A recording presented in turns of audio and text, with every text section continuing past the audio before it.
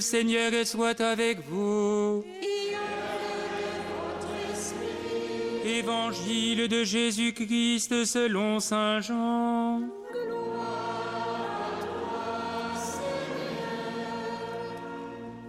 En ce temps-là, il y eut un mariage à Cana en Galilée. La mère de Jésus était là. Jésus aussi avait été invité au mariage avec ses disciples. Or, on manqua de vin. La mère de Jésus lui dit: Ils n'ont pas de vin. Jésus lui répond: Femme, que me veux-tu? Mon heure n'est pas encore venue. Sa mère dit à ceux qui servaient: Tout ce qu'il vous dira, faites-le. Or il y avait là 6 jarres de pierre pour les purifications rituelles des Juifs. Chacune contenait 2 à 3 mesures, c'est-à-dire environ 100 litres. Jésus dit à ceux qui servaient: Remplissez d'eau les jarres. Et ils les remplirent jusqu'au bord. Il leur dit: Maintenant puisez et portez-en au maître du repas. Ils lui emportèrent, et celui-ci goûta l'eau changée en vin.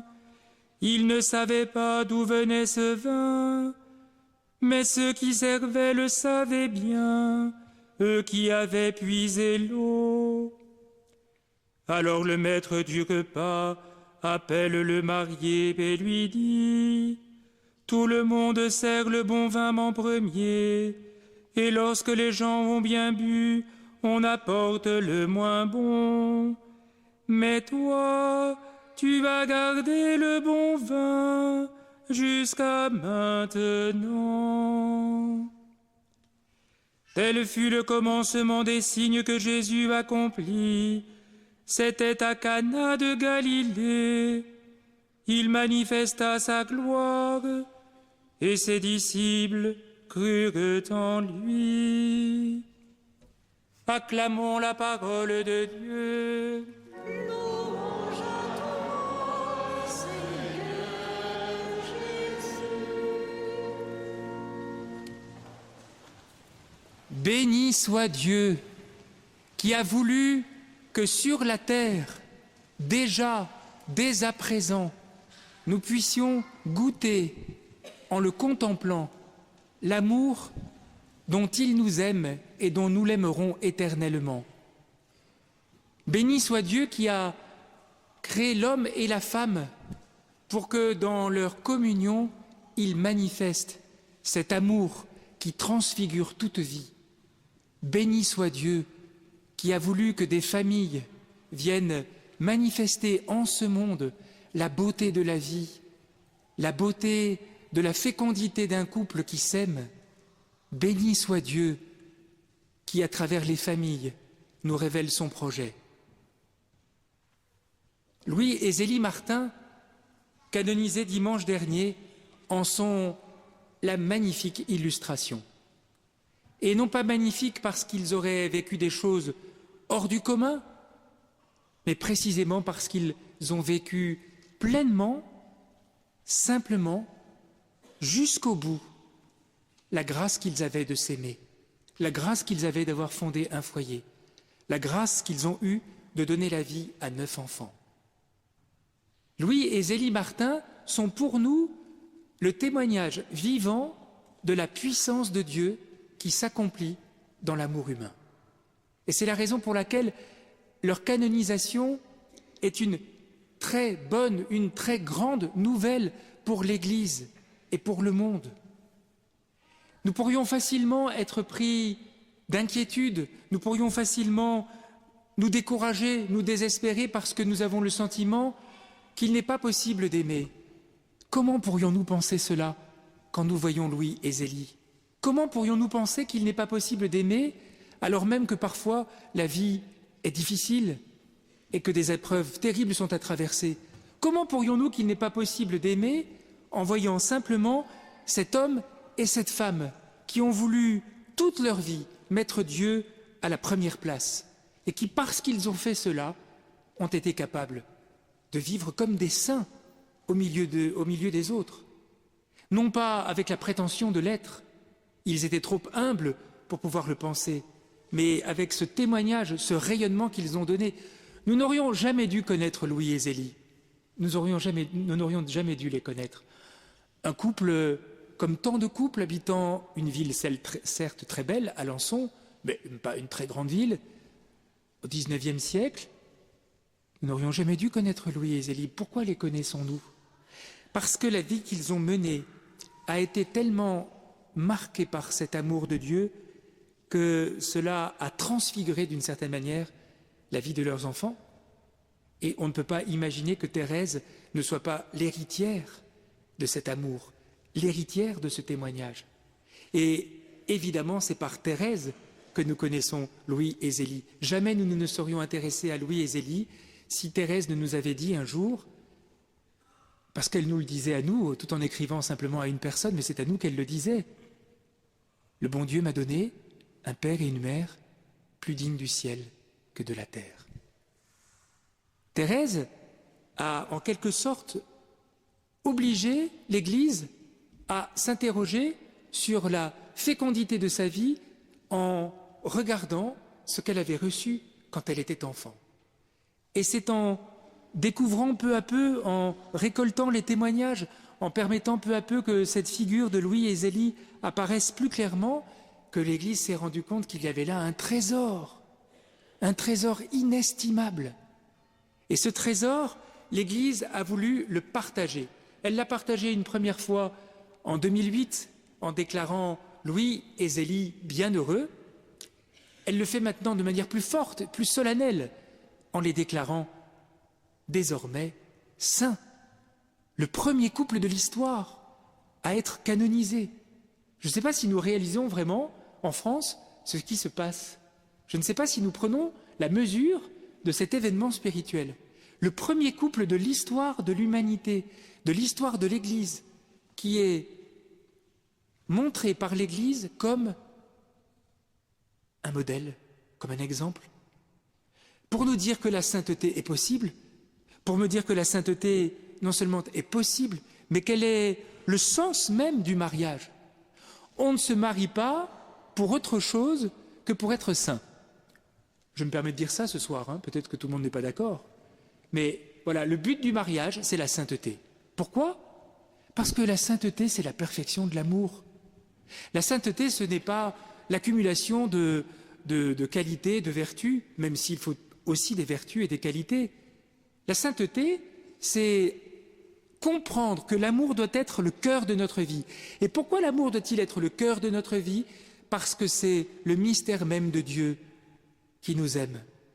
Et lorsque nous comprenons que cet amour doit être au cœur de notre vie, alors nous comprenons que la recherche de la perfection dans l'amour nous conduit immanquablement sur le chemin de la sainteté. C'est ce que Louis et Zélie ont délibérément voulu. Ils avaient le désir d'être des saints. Et il n'y a rien d'orgueilleux dans tout cela. Il n'y a rien de présomptueux. Il y a la prise de conscience que Dieu le veut pour nous, que Dieu veut que cet amour qu'il nous partage et qu'il nous permet de vivre transfigure nos vies dès à présent. Voilà la bonne nouvelle que nous entendons dans la canonisation de Louis et Zélie Martin.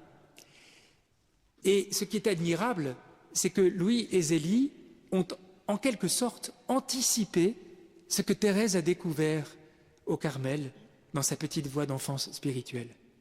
Ils ont traduit dans leur vie ce qu'elle avait perçu du mystère de la sainteté. Thérèse avait elle aussi, parce que je pense que sa maman lui avait dit, parce que son papa lui avait dit, et parce qu'ils en montraient par toute leur vie le désir qu'ils en avaient, Thérèse avait le désir d'être sainte. Et Thérèse a bien compris qu'elle ne serait pas une très grande sainte. Enfin, elle ne serait pas une grande sainte comme on imaginait les saints à l'époque. Mais elle était persuadée que Dieu avait mis dans son cœur un désir qui ne pouvait venir que de lui. et que Dieu voulait réaliser. Et le génie de Thérèse, c'est de comprendre que si nous acceptons de collaborer au projet de Dieu, si nous acceptons d'accueillir le désir de Dieu qui veut faire de nous des saints, pardonnez-moi l'expression, ça marche. Ça marche. Dieu a fait de Sainte Thérèse une sainte, comme il a fait de Louis et Zélie Martin des saints. Et pourquoi? Parce qu'ils ont accepté de croire que ce mystère d'alliance qu'ils avaient scellé en Dieu était le lieu même de leur sanctification. Nous avons entendu dans la parole de Dieu ce magnifique évangile de Cana qui évidemment met en scène des mariés, mais c'est surtout le Christ qui est mis en scène dans cet évangile. Et le Christ qui nous manifeste que l'alliance que Dieu a voulu avec l'humanité, que Dieu a voulu avec chacun des hommes, avec chacun de nous, cette alliance, elle est porteuse de vie et de joie. Cette alliance, c'est l'amour que Dieu nous porte. Cette alliance, c'est l'amour qu'un homme et une femme se portent en décidant de fonder une famille. Cette alliance, c'est la manière dont des parents se donnent totalement dans l'éducation de leurs enfants pour en faire des saints. C'est ce mystère d'alliance dont l'évangile de Cana nous parle. C'est ce mystère d'alliance, ce mystère d'amour qui est au cœur de la vie. Alors nous l'avons bien compris, ce mystère d'alliance est marqué par la joie, ce bon vin, meilleur que tout le vin qui a été bu auparavant, parce que ce que donne Jésus à découvrir, c'est que en Dieu, son amour est surabondant, comme est surabondant le vin des noces de Cana. Mais c'est aussi un vin qui rappelle étonnamment le sang du Christ sur la croix. Et il faut accepter cela aussi. Dans ce mystère d'alliance avec Dieu, dans ce mystère d'amour, tout est donné.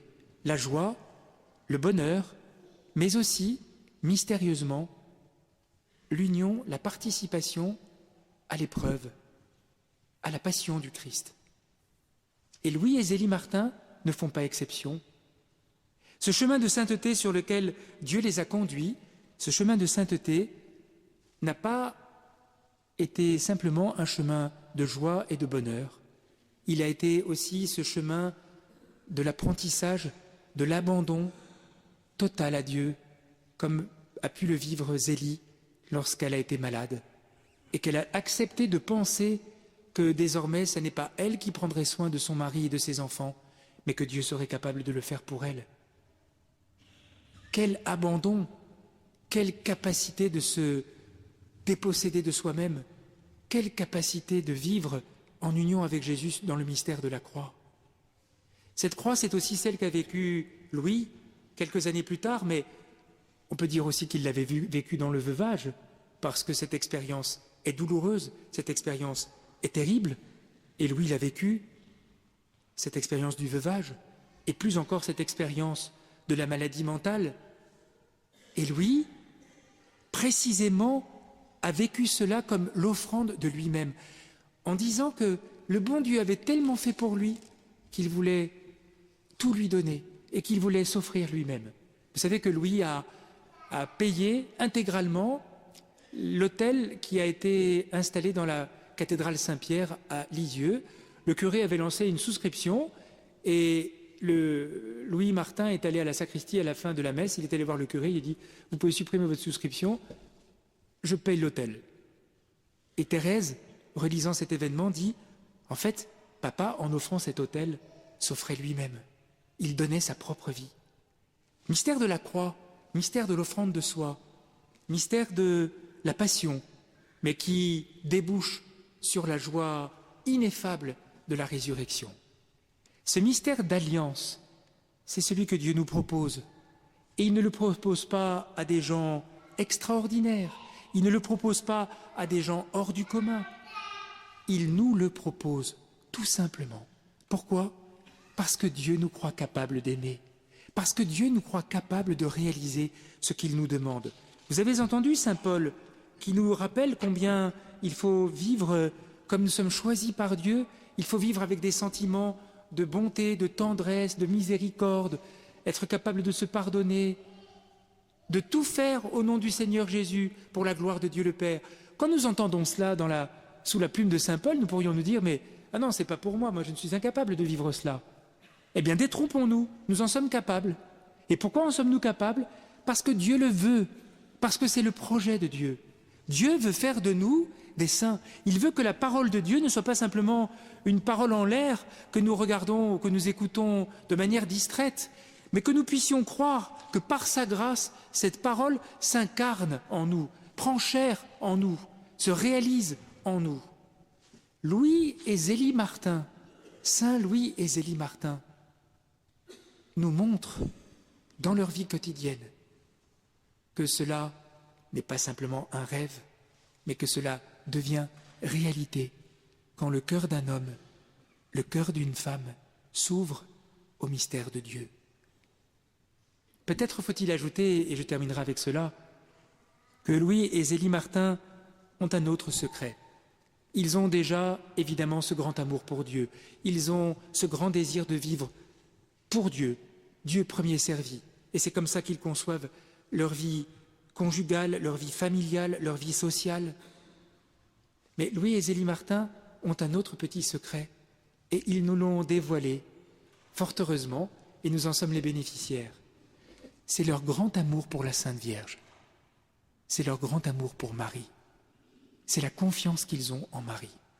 Zélie, priant tous les jours devant la statue de Notre-Dame des Victoires à Alençon. Louis, jeune étudiant venant prier ici à Notre-Dame des Victoires dans cette basilique. Et puis plus tard, venant à Paris pour le commerce de sa femme, pour vendre la dentelle d'Alençon, le point d'Alençon, et venant prier dans cette basilique, donc, qui n'était qu'une église à l'époque, qui n'était pas encore une basilique. Louis, venant avec Thérèse et Céline, le 4 novembre 1887, à Notre-Dame des Victoires, pour remercier la Vierge Marie d'avoir guéri sa fille 4 ans plus tôt. Zélie et Louis nous donnent un secret que nous avons à accueillir, là aussi comme un trésor.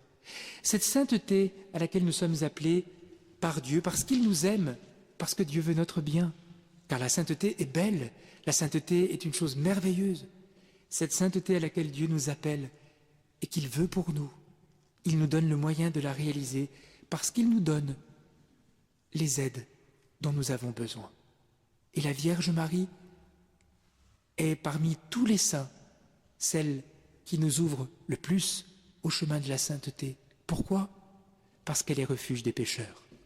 Parce que Marie nous fait comprendre que rien n'est plus important pour Dieu, rien n'est plus important que notre désir de faire sa volonté. Que rien n'est plus important pour Dieu de voir que nous sommes capables, malgré notre péché, de nous laisser relever par lui. Rien n'est plus important pour Dieu de nous donner sa miséricorde. Marie nous le révèle, Marie nous l'apprend, Marie nous l'enseigne, comme elle l'a enseigné à Louis et Zélie, comme elle l'a enseigné à Sainte Thérèse.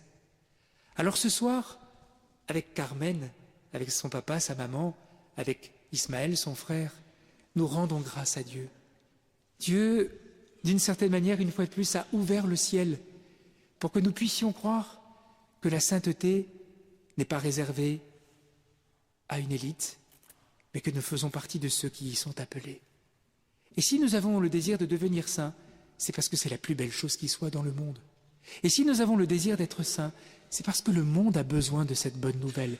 Notre monde a besoin d'être soulevé par le dynamisme, par la foi, par la charité des saints. Ce sont toujours les saints qui ont conduit ce monde. Ce sont toujours les saints qui ont révolutionné ce monde. Louis et Zélie font partie de ces révolutionnaires de l'amour. Et ils nous apprennent aujourd'hui à vivre dans cette confiance et cette espérance. Saint Louis, Sainte Zélie, Sainte Thérèse, Dieu soit béni, lui qui nous a donné, qui vous a donné à nous pour notre route sur la terre, pour qu'un jour au ciel, nous puissions chanter éternellement sa gloire auprès de la Vierge Marie. Amen.